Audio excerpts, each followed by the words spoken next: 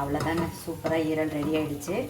இன்னும் ஒரு நிமிஷம் அப்படியே தண்ணியெல்லாம் சுண்ட விட்டுட்டு அப்படியே இதை எடுத்து சர்வ் பண்ணிக்கலாம்.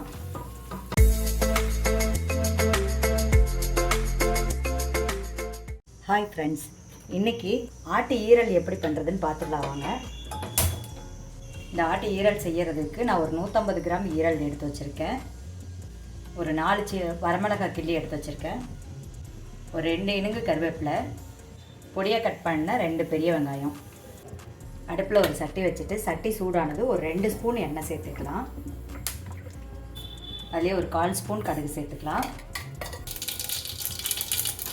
கடுகு பொரிஞ்சதும் கிள்ளி வச்சுருக்க வரமிளகாவை இது கூட சேர்த்துக்கலாம். 2 இனுங்கு கருவேப்பிலை எடுத்து வச்சுருக்கோம், அதே எடுத்து சேர்த்துக்கலாம். கட் பண்ணி வச்சுருக்க வெங்காயத்தில் சேர்த்துக்கலாம்.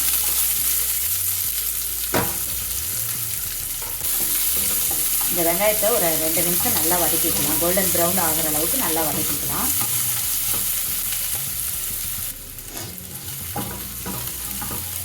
இந்த வெங்காயத்தை அப்படியே நல்லா பொன்னிறமாக வதக்கிட்டு இது கூட நம்ம எடுத்து வச்சுருக்க ஈரலை சேர்த்துக்கலாம். இந்த ஈரல் உடம்புக்கு ரொம்ப நல்லது.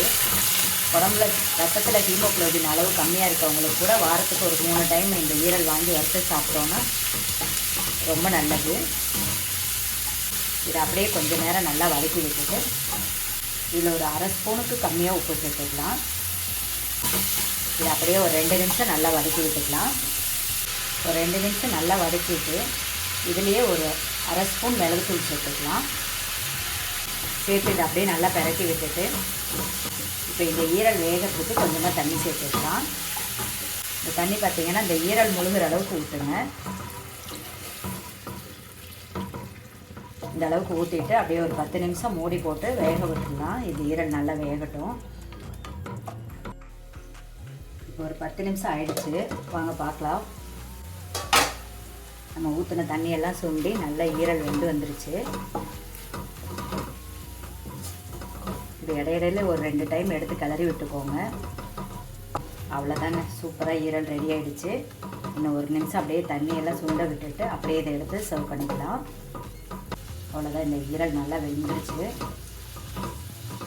இப்போ நம்ம அடுப்பை ஆஃப் பண்ணிக்கலாம்.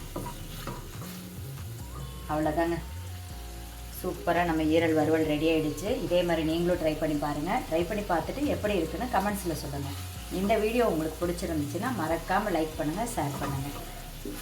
தேங்க்ஸ் ஃபார் வாட்சிங்.